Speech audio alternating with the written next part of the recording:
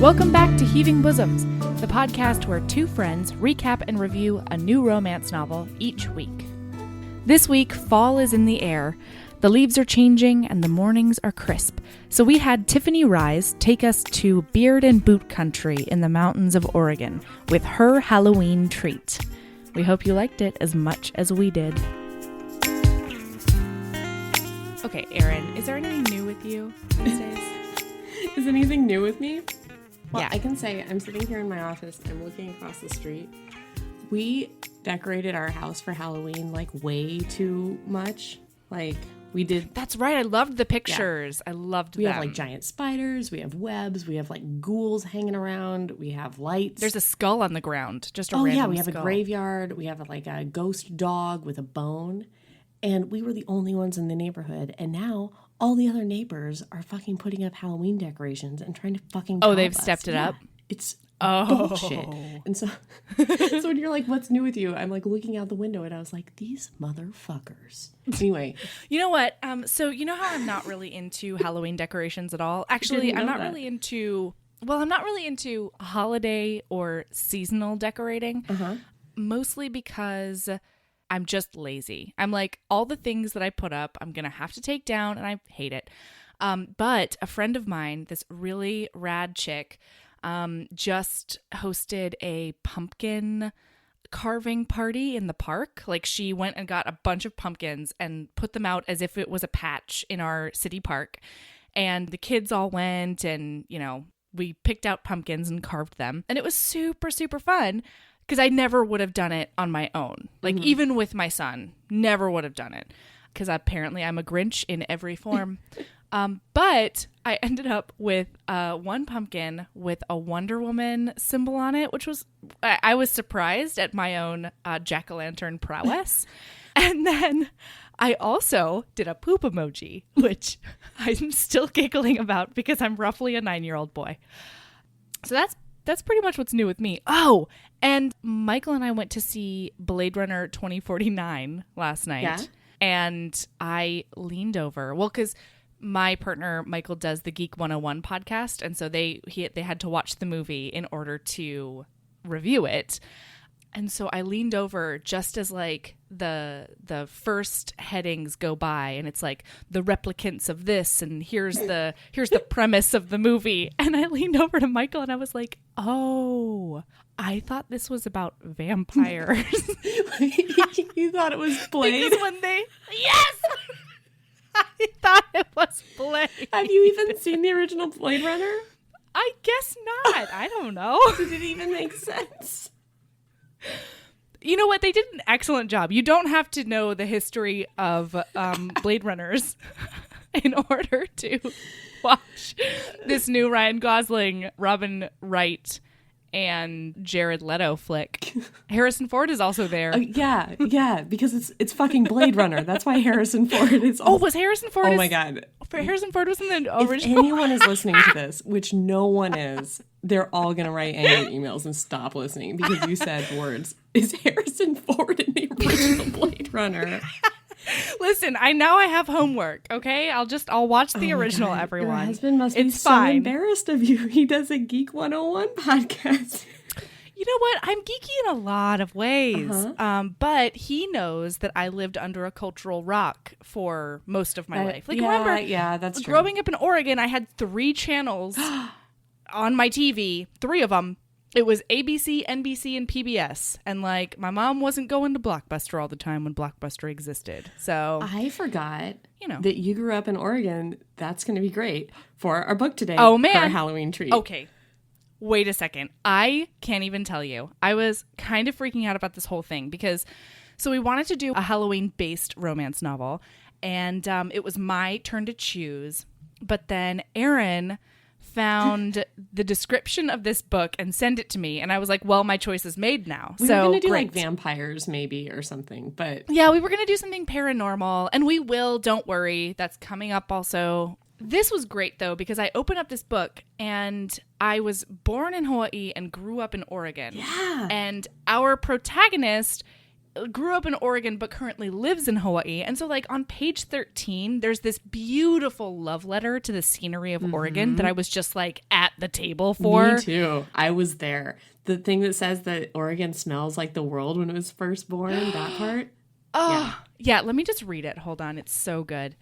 I have it marked because, of course, I'm reading the hard copy, and you can take the you can take the girl out of college, but not vice versa. I can't believe you bought a hard copy of her Halloween treat. Like, I'm still amazed. You know what? It was cheaper than the Kindle version. Really? Okay. Yes. Well, it looks like I'm the sucker. Okay. All right. So on page 13, she says, Hawaii was beautiful, like nowhere else in the world. But damn, she had missed the Oregon forests. The scent, there's nothing like it. Clean, so clean, pure pine and fir, and all so light and airy that if you didn't stop to breathe in deeply enough, you'd miss it. But if you did breathe in on a rainy, windy day, you just might smell what the world smelled like right after it was born. And like, oh, it's so true. I miss it. I really need to go back soon. I was reading this and I was like, oh, we're going to get some like great Hawaii insight out of Melody like an idiot. Because like, I know where you grew up. I don't know. That's great. I mean, we can also get some great Hawaii insight, but there's literally nothing about Hawaii in this other than she lived there and she has lots of torrid sex there with a married man that she didn't know about. Okay, so premise of the book. We are meeting Kira. Nope. Jolene. Kara. Joey. Her name is Joey. Jojo. No, her name is not Jojo ever, is it? Yeah, Kira calls her Jojo. Oh, that's right. And then she calls her Kiki, and they're very cute. Yeah. Okay.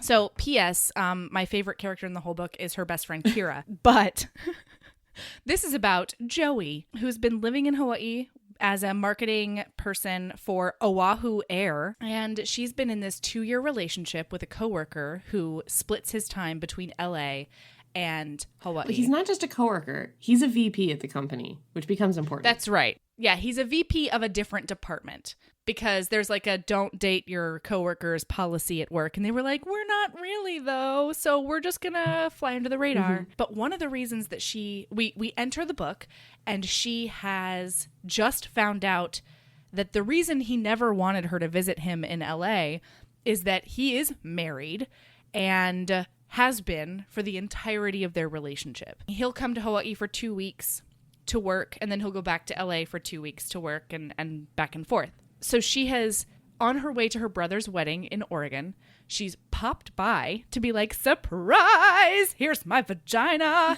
And his wife answers the door, and everyone is very confused. And Joey, being the classy and subdued woman that she is when she gets upset, she just looks at him when he says, what the hell are you doing here? Doesn't say a word, turns around and gets back into her cab. Back into that cab. That's right. And then goes to spend the night at Kira's house. Kira is hilarious. Kira is her best friend. She also works for Oahu Air in the LA department.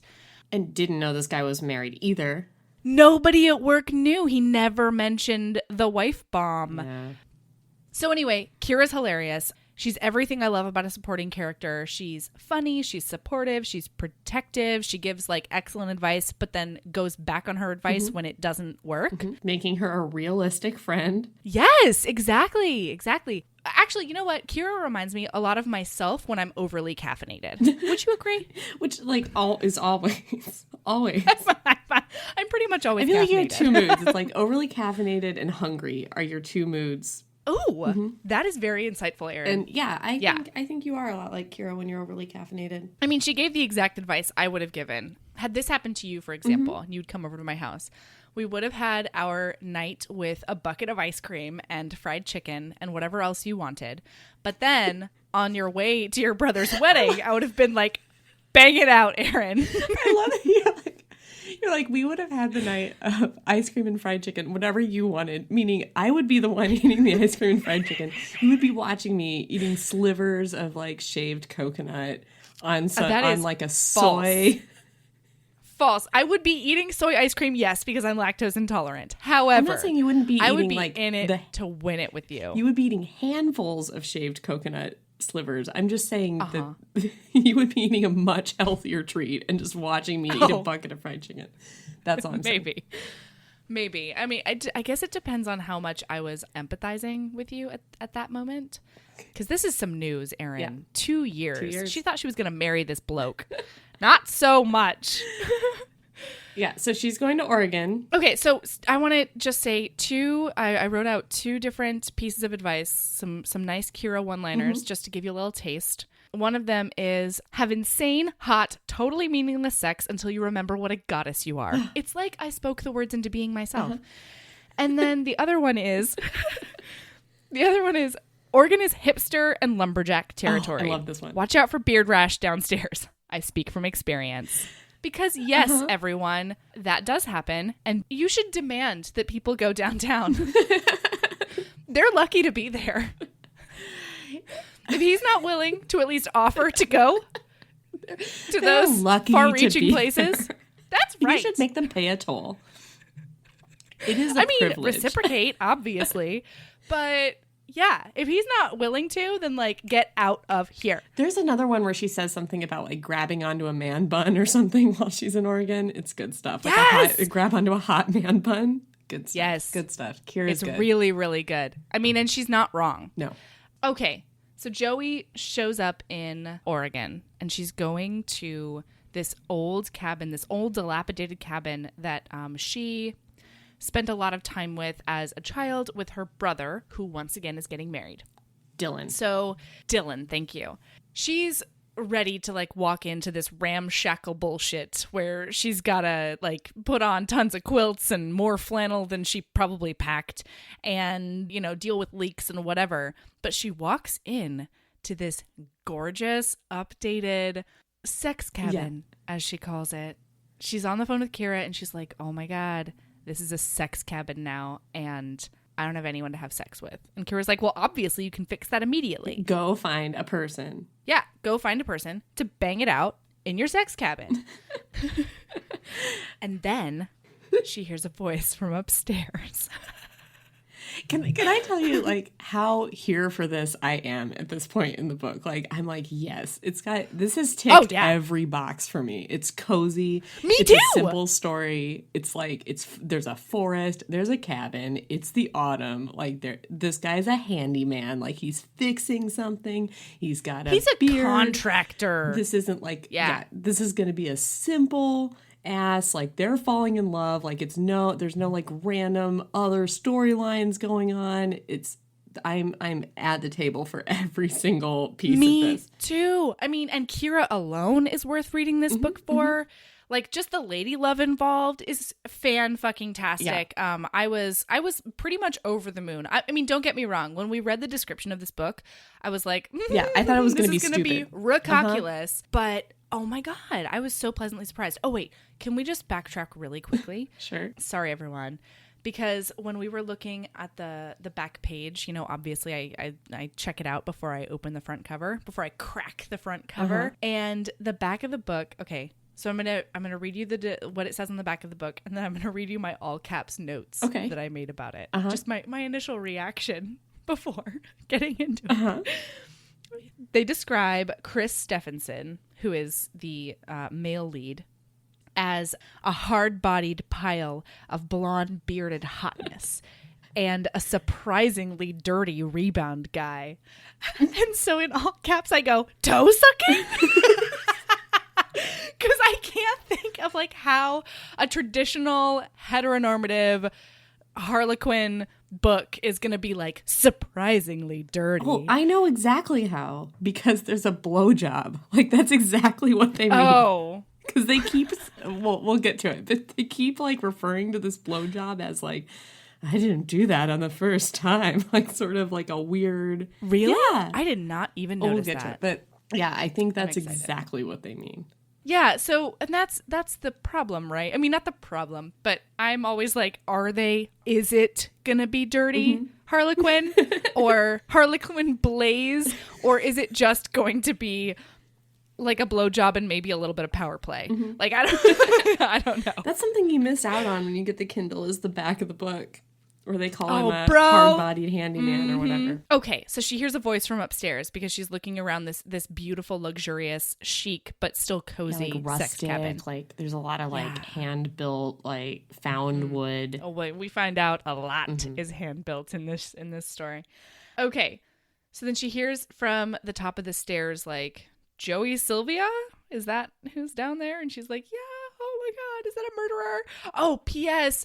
My other favorite thing that Kira says is like, what does she say? Well, I like how she's immediately like, oh, there's a man, go have sex with him. And she's like, well, what if he's a murderer? No. He's like a random guy in the house. No, at first she goes, get the fuck out of the house. This isn't a horror movie. Do not investigate. Because she's a sweet baby angel who's like the best. Right.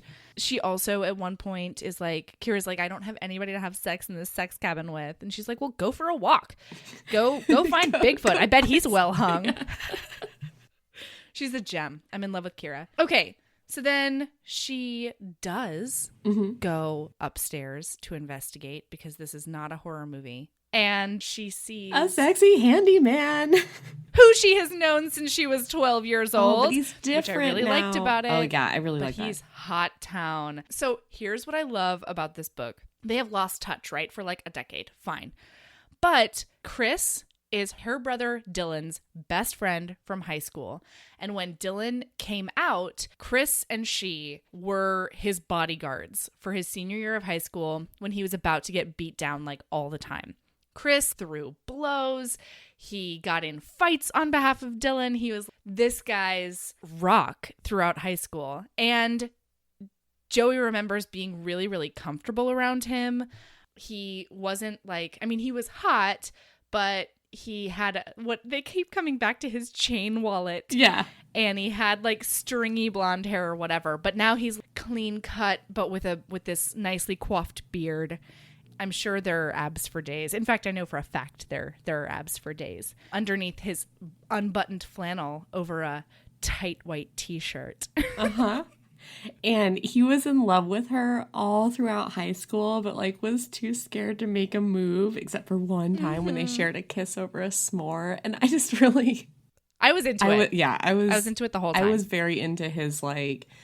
She was the girl that he could never get in high school, and she didn't think of him that way until she came back, and now he's like this sexy handyman who like cleaned it up, because they talk about how he was like kind of a slacker and like a druggie in high school and like just wore Nirvana t-shirts, and he cleaned it up over the last 10 years. He did. Well, yeah, so he found a passion in contracting and, you know, taking old things and making them new and beautiful and structurally sound, I'm sure. And also the parallels to my life, Erin. Hawaii, Oregon, great.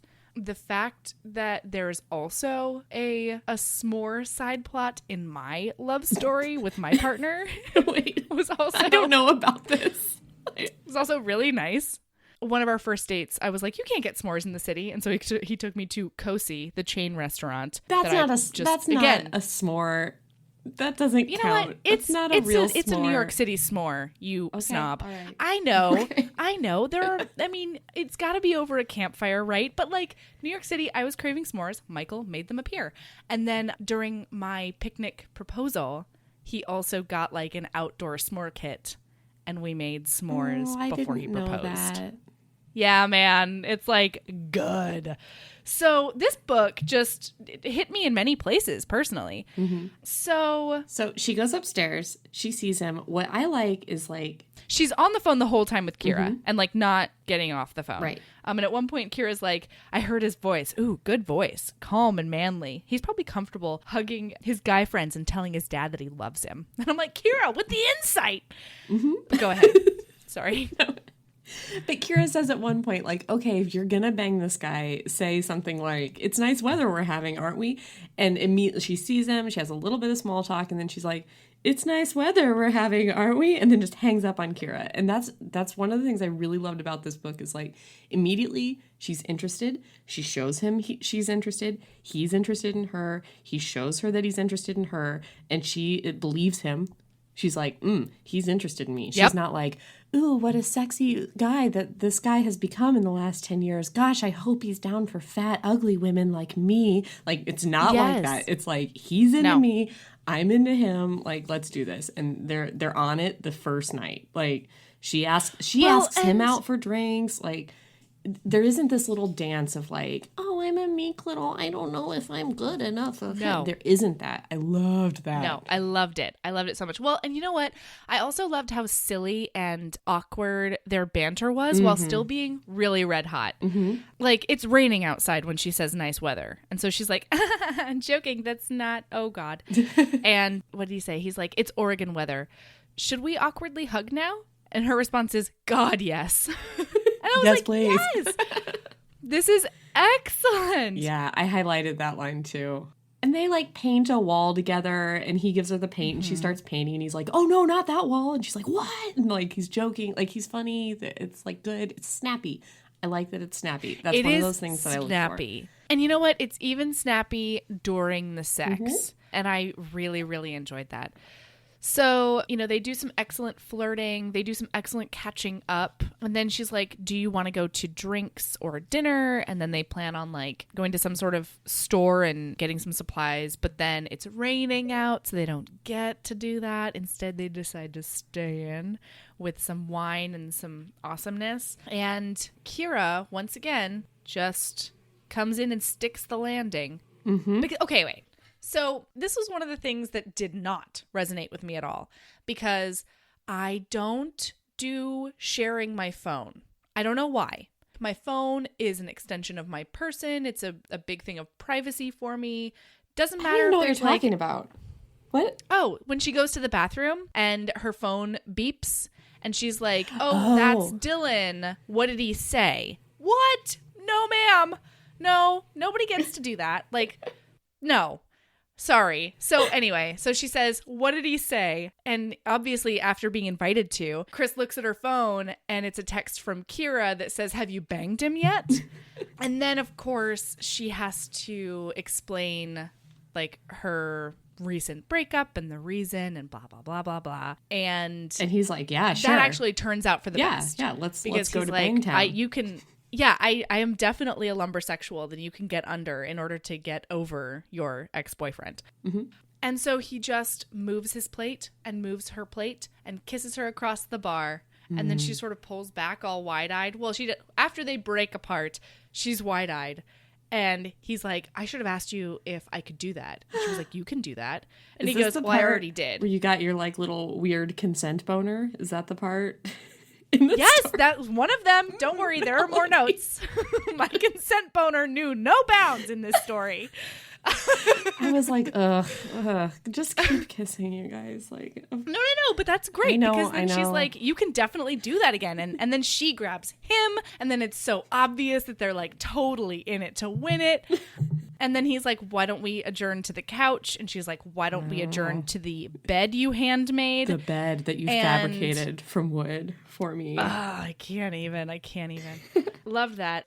Okay, they've like undressed quite a bit and they're on the bed and he tells her, you can tell me no to anything, he said, straddling her chest with his knees. You shouldn't, but you can.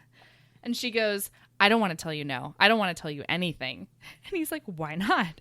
And she goes, because I'd rather put my mouth to better use.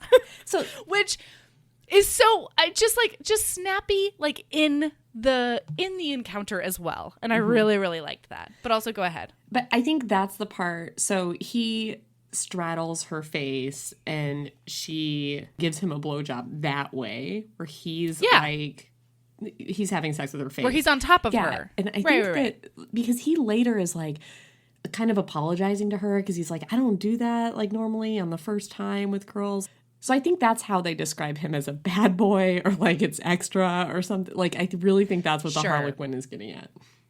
Okay. Yeah, because he enjoys being in charge in bed. He enjoys, having that sort of power play where he's like, he's asking her to do things or he's telling her to do things or he's asking her to tell him exactly what she wants. Right. So he likes being in the driver's seat. Right. But his whole thing is like with new women, he kind of graduates to that after they're in a relationship. More comfortable place. And that kind of showed that these two were already in a more comfortable place. But what I like is even though he likes to kind of dominate, the situation. He's not like described as this like caged beast who like is going to like overpower her if he gets too turned on. Like he's got to hold back or like there's none of that bullshit that usually not at all. Is in these. No, and frankly, in all of their encounters, there's a moment where he's like, how can I touch you so that we get you there? Or like, what how do you want me to touch you? How do you want this to work? Yeah, and she's very like a little higher. Over a little bit. Like, there's a lot of it's that. Great. She's like stroke with your fingers on the front wall of my vagina. Like it's amazing. She just tells him exactly what she likes, and she's rewarded with many orgasms. And as is he. Can I talk about a weird little bit of banter? Please do, because I was gonna get there too. Yep, there was some weirdness. Is it cocksucking? And it might time? Just be a personal. No, actually. I mean, that was weird. Okay, because this is no, like not the one I was gonna bring up. Okay, this was the one thing that like really stood out for me. Yeah. Like, Oh yeah. I mean, I had to be like, yeah, but she calls him cocky. And then he like kind of makes a joke. No, she calls him a little cocky. Right. And then he's like, am I a little cocky? So he's like, pulls out his schlong. Yeah, okay. Blah, blah. So then he says... He's very impressive, everyone. Shocking. Yeah. So out of nowhere, he says, why is my cock not in your mouth? I could have sworn it was cocksucking time. Out of nowhere. And then she goes, what time is it? And it says, he looked up at the clock on the wall over the wood stove. 10:14, he said. It's after cocksucking time, she said. Allow me to apologize for my tardiness. Like, it was just the weirdest. So it was weird, but I also liked that they were just like on the same page. Yeah, I did. He was like, "Why isn't my cock in your mouth?" Yeah, yeah, and she did not get offended. She was just like, "Oh no, you're right. It's totally what that should happen right now." Yeah. So yes, it was. The phrasing was weird, but I was still there for it. No, the thing for me is that I'm all for power play, but I get really weirded out, and I know I'm a weirdo because, like, I don't like anything that is even tangentially infantilizing. So I'm to the point where I don't like it, and none of my partners have ever called me babe, because I call my 18-month-old son babe. And that might weird everyone else out, but like he is a baby and he is a babe. But I also don't do a lot of nicknames in general. Like I'll do like wonderful or darling or whatever, but I call my son honey and babe and baby and all the things because once again, he is a child. And that's always weirded me out. And this is when he calls her little girl? Yes! I would have been like, do not call me that again. Like, don't get me wrong. Like, take his dick out of my mouth to be like, no. And then dick right back in. That's fine. We all have boundaries. But yeah, he calls her little girl at one point. And then, thankfully, I mean, he checks himself mentally. He's like, oh my God, did I just call her little girl? But the only reason he did that is because he usually waits for like 3 months in to pull that out on his partners, which I feel like that would have been a bit of a bait and switch had I been the woman in bed with him. But then, and again, he's like, he calls her babe at one point and she goes, I like that. And he's like, I like that you like that. And I was like, I don't like that. I loved it. I was like, yes, I was ready for it. I was fine. Yep.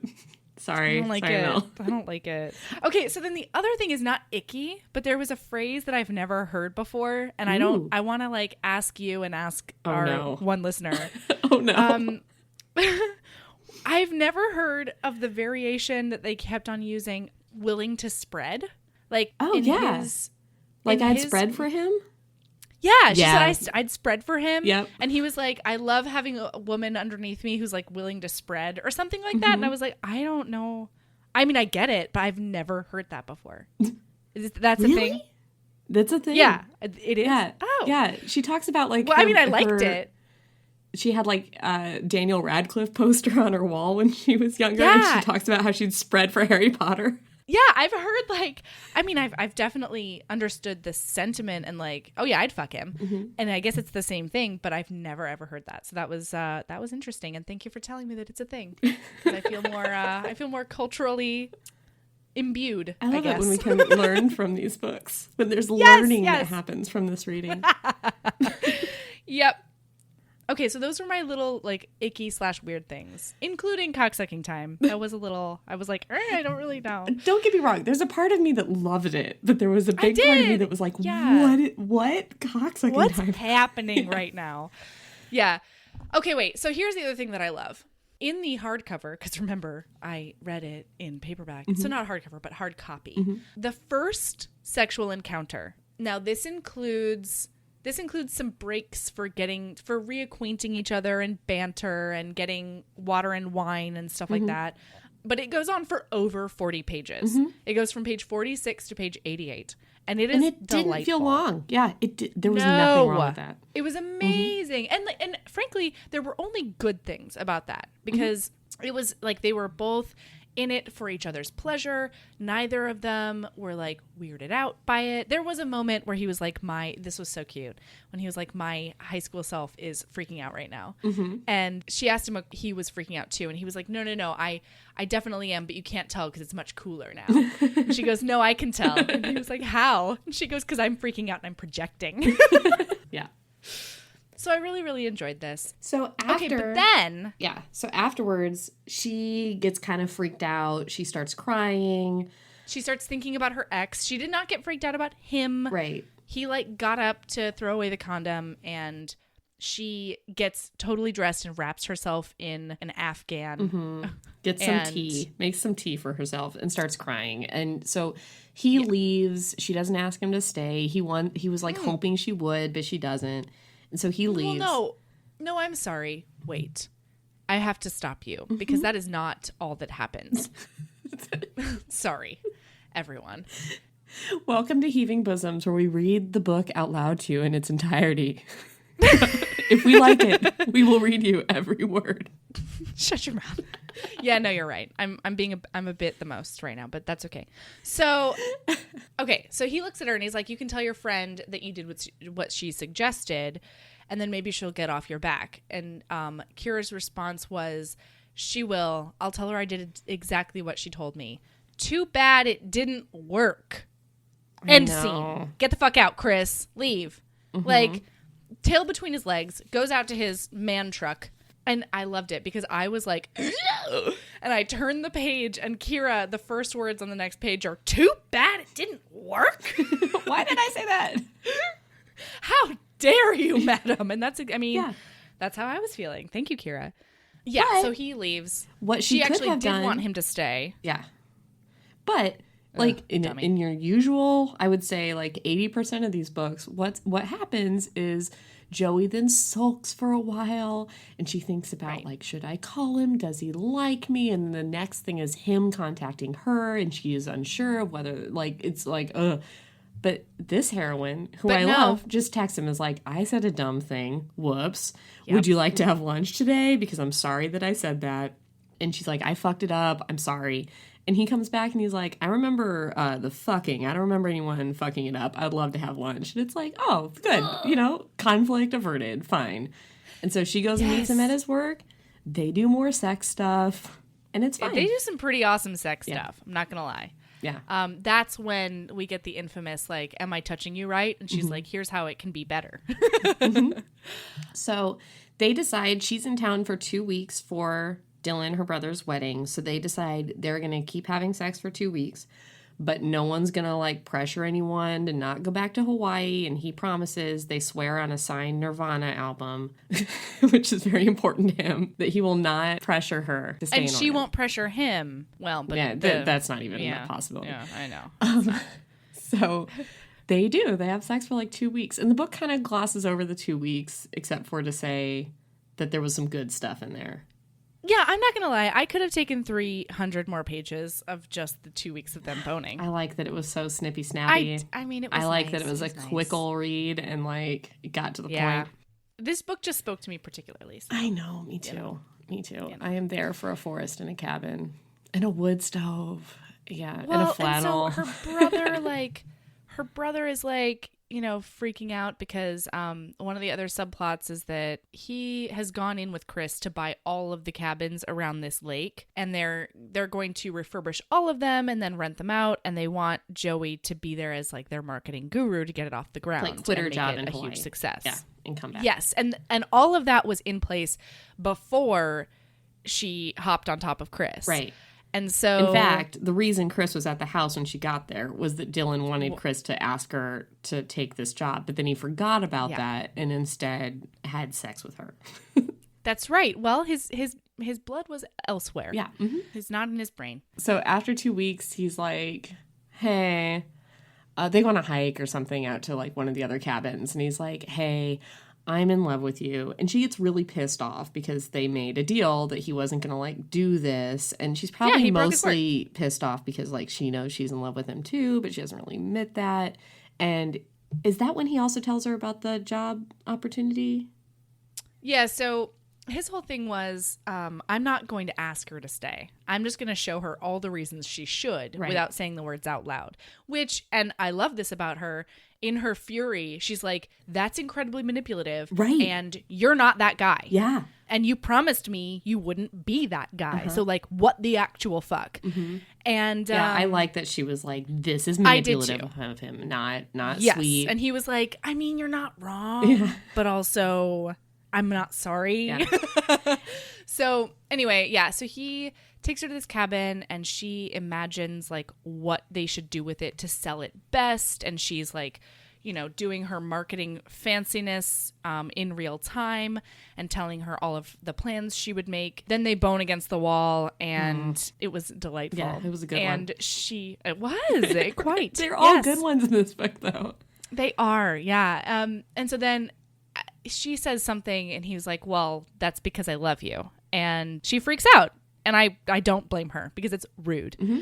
You could have told her that after she went back to Hawaii and decided to like ask her to go long distance or what the fuck ever. Mm-hmm. And I love that she's like, well, there's never a time where like it's always the woman who has to pick up her career and go move across the country for the man. Like, why don't you pick up your career and move across the country for me? And he's like, okay. Like, wait, are you asking? Like, who said I wouldn't do that? Are you asking me to? And she's like, no, I'm not asking you to. She's like, no, I'm leaving right now. And so then she goes on a walk, and I love this like this inner monologue that happens with her because she just like lays everything out, but again in a quick, snappy way. Mm-hmm. And she's experiencing all of her conflicting emotions because she's like, am I not wanting this because I don't want this, or do I not want this because I think I shouldn't want it, or like, is it most convenient for me to move and that's why we're thinking about it that way? You know, the whole thing. Because once again, they have this gift-wrapped job for her with two of the people that she's loved the most in her whole life and blah. Then she's like, what does she say? It somehow turns to Ben and she's like, Ben, the one thing I didn't like about this, although it makes kind of sense, is that so much of her thought process was like, I can't quit my job because then Ben wins. Yeah, and I'm like, live your best life though. Who cares? I mean, I get it. What I like about that is I think that's what any of us would think is like, I can't quit my job or Ben wins. I can't quit my job or feminism loses. Like she has this whole thing of like, if I do this, then I am just one of those women that like meets a guy and then just drops her whole life. And it's all like the principle of the thing. Like she should keep her job because of Ben. But then she comes around to like, wait a minute. It's not about what I should do. It's about what's right for me. It's about living my best life. Like you're right about really. That. But we have to let characters be wrong for a while. She was wrong. Well, and then she came around. And I liked listening to her process that because I mean, once again, I had some of those moments right after I graduated from college and, Michael had a professorship and I didn't have anything. And then I found this job in his town that I really loved. Is that where we met? Is that how we met? Yes, Melody? That is how Erin and I met because I picked that we had that job together. Well, no. So that was one of my jobs because remember, I had 4 jobs at that time. True. So yeah, but remember I found the sex educator position. Oh yeah. And I was like, I could get this. I know I could get this. I'm the perfect person for this job. And I decided that the principle of the thing told me that I shouldn't just move for a man. But I was like, there's a job. There's, he is less mobile than I am. Otherwise, I'm sure he would offer to move, the whole thing. But I had to do a lot of this same processing. I don't know. So she's thinking about Ben and she's like, Ben, he should get fired, but then I would get fired and then I would just get us both fired. And like he wins and I hate it. And she's tromping back to her cabin and la la la la la. And then she goes inside and she tromps some more. And then there's a knock at the door.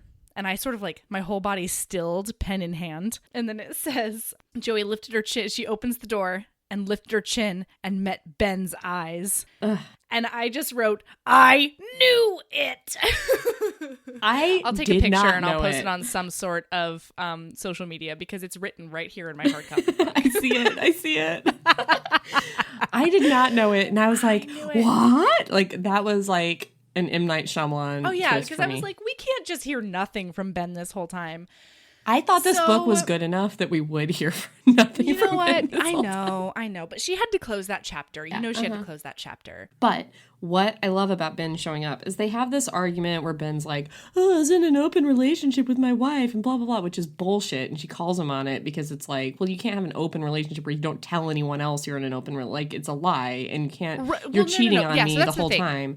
I was a little on the fence about this because on the one hand, having an open relationship with your wife is a completely valid way to organize your relationship. But that's not what she's mad about. No, and that's what I liked about. Well, she was a little bit mad about it because she's a little bit closed-minded about relationships in general. But that's however, her. She doesn't want to have an open relationship. That's fine. Well, and that was the thing, right? So she was like, "I don't care about your arrangement with your wife. We thought we were in a monogamous relationship and you were lying to me for 2 years, and that's the fucking problem." Mm-hmm. Although when he's like, we haven't been good for a long time, I'll divorce her for you. Yeah. I'm like, that's not why people enter open relationships. Sometimes, sure. But stop buying into that trope that, the only good way to have a heterosexual or romantic relationship in general is just monogamy. Like very, very happy people are in open relationships. I don't know. I didn't see that the open relationship was a symptom of their not being happy. I felt that was an explanation for why Kira didn't know he was married, why no one at work knew he was married, like that kind of thing. Like, he clearly doesn't. Yeah, I guess I can see that. Talk about her or bring her around. Until he was like, I'll divorce her for you, I was there for it. Mm-hmm. And then I was like, ugh, no, stop it. Yeah. They can be perfectly happy and not monogamous. I don't fucking know. But what I really liked about this fight was that halfway through, Chris shows up and he's like, well, I hope you're happy with your stupid lumberjack or whatever. And he's like, yeah, we're pretty happy. And then just walks on by. It's just like, sup, girl. I forgot something in the house. I need my keys. Need my keys. Leaves. There's no, like, when she tells him about this at the very beginning, when she tells him about her relationship, there's no, like, clenched fists. There's no, like, I'll murder him, blah, blah, blah. And, like, in fact, it's like she uses it as a compliment for his sexual prowess, and he takes it that way. He's like, oh, I'm sorry, this is the best sex you've ever had, and your ex was really good at sex? Excellent. This is great. And that's like, he stays in the house for the remainder of their fight until he leaves. And then when he comes out, all he asks, handle it. Yep. Yes. And then all he asks is like, are you okay? Yeah?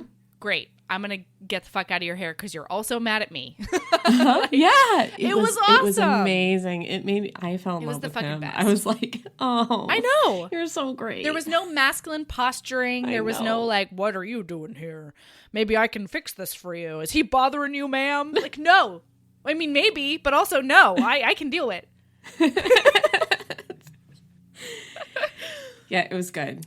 So then it was great. The brothers' wedding happens, and they had planned to go together, and they still, I think, loosely planned to go together because they had a matching costume idea, which I'm going to be honest with you, I didn't know any of the references. Yeah, okay, so this is a Halloween wedding. Well, of course, it's her Halloween treat. I have a feeling that Harlequin gave this author the title, and she was like, oh, shit. And she just, like, picked up a script. Yeah, like, at the end, she was like, fuck, I gotta tie this into Halloween. So, it's a Halloween wedding. It's also on her birthday, and it's an 80s themed Halloween wedding. So they decide to go in 16 candles costumes because I guess in 16 candles, which I have seen, but I don't really remember enough of. It's her birthday. I don't remember who a professor is. No, I don't either. It's like, I guess, Molly Ringwald's birthday, and it's also like her sister's wedding, and that's why everyone forgets her birthday. So they're going in these theme costumes. And then at the wedding, there's a lot of 80s things that, like, I missed. I really liked the part. So The grooms are dressed as Ferris Bueller people, which is fine. Ferris Bueller and his best friend Cameron, because they were like, nah, guys, I don't care about the girlfriend. That was a beard. Yeah. They were gay. And I really like they were in love. That the vows were like kicked off by somebody in a Ronald Reagan costume standing up and saying, Mr. Gorbachev, marry these two men. Yes. It was so good. And Gorbachev like marries them like somebody in a costume, which I thought was really funny. I don't really she shows up in a different 16 Candles costume that's like some kind of gender reversal. No, she shows up in a different... I don't know. Maybe... She shows up... I thought it was a whole different movie. Oh, but I don't know. I don't really know. Some kind of gender reversal. She shows up in costume as a man from an 80s teen movie. Yeah, and listen, everyone, you're not going to care. Because at that point, you're just going to be like, yay! We're going to get our happy ending. This is so romantic. Which you knew you were going to get. Here's what I love. They're in love at the end. It's wonderful. She's going to move. It's perfect. But he doesn't, like, have a ring, which happens in a lot of these books. They're just in love. Does it? Yes. Ugh. It's like, I've had this ring since I was 15 years old. Like, that happens all the time. They go in a closet, they bang it out one more time. Yes. And it's done. And he says something like, trick or treat. And he's like, I tricked you into loving me. And she's like, it's my Halloween treat. That's right. Which is a little rough. I'm not going to lie, but I was fine. No, I was fine with it.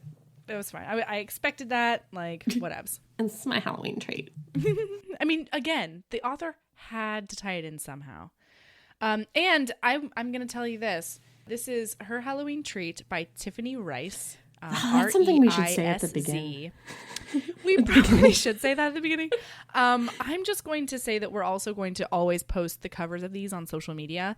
So if we are assholes who don't, you will always know by following us on Instagram at Heaving Bosoms. I'm also making a Facebook page, which right now the handle is at Heaving Bosoms Podcast. I'll let you know if that changes. And the Gmail is heavingbosomspodcast at gmail.com if you want to send us an email about the book or about a book you'd like us to read or your experience about how you got into romance novels, what you like about them, whatever. Hey, Erin. Hey, Mel. Do you have a lady love, a self-love recommendation this week? Yeah, I have a book recommendation this week. A book recommendation? Yeah. Well, I got this a while ago and I've just started reading it again. Do you know about Rejected Princesses? I just saw this at Comic-Con when we were there. Oh, really? Yeah. Mm-hmm. So it's this guy, Jason Parath, and he goes into history and finds like just various badass women and then writes up a synopsis of like all the badass things they did and then also draws a kind of parody cartoon of them as a Disney princess. And it's either a real life woman or like a myth from somewhere. He's very cognizant of the fact that he's like a straight white man doing this. He tries to find women from all different cultures and all different places around the world. And he used to have a blog where he did this, and now he's put it into a book. This is pretty old news. It's like a year old probably. This came out, but I've just been getting into it. And it's so good. And it's so good if you have kids too, because some of them are like really violence heavy, sexual violence heavy. Some of these women are just mass murderers. Like that's why they're badass. It's just they murdered 1,000 people or something. So he has them color coded as like, there's like green to red. So the green ones are just like scientists or like adventurers. And then there's like ones in the middle that there may be some triggering things or there may be things that aren't appropriate for kids. And then there's red ones that are just like, this woman murdered 1,000 people. So don't read this to your 6-year-old daughter or son. Excellent. So anyway, I have really liked reading those. And that I sounds recommend really neat. I'm going to have to pick that up. Yeah. Because I saw, we were in Artist Alley at Comic-Con and I saw a bunch of just the art, but it was so packed that I couldn't make my way with the stroller across the aisle. So actually I have a note about it in my phone to look it up. And I can't believe you said that out loud just now. You need to. So that's pretty awesome. Yeah. Okay. My recommendation right now. You've got this look on your face. It's like, is it a vibrator? It's not. No, actually, it's really tame. Oh, okay. Okay, so this just came up like yesterday, but I really had a good time making pumpkins. I don't know why, because again, I'm not there for that most of the time. I think it was just that I decided to embrace myself and not do like a silly face, but just a poop emoji and a Wonder Woman thing. It was great. But my actual recommendation is make chili. I made chili, and like the fall temperatures I think it just requires it, and it's like really healthy comfort food, and it's really yum. I am known for my chili. Like it's one of the things, like when I come over to your house or whatever, a lot of times I'll just like fix a big pot of chili and go. It's just a really easy thing. And up until this point, I've really coveted my chili recipe, but I think that doesn't make me useful. I think that just makes me an asshole. So I have decided that I'm going to publish my chili recipe with like secret ingredients and all on our social media, and you can find it there. Yeah, so make chili. It can either be vegan or I used turkey this week. Either way, it's fucking out of this world. Yeah, enjoy. And we should put a link to we'll do a link to the Rejected Princesses too, so. Yes. Good. Yeah, absolutely. Okay. Well, I think that's all for us right now. Right. So enjoy Halloween. Go be your baddest self. Go find your own Halloween treat. Yes, all of them. As many as possible. All right, everybody. Keep being a badass. And love yourself as much as you love cocksucking time. See ya. Bye.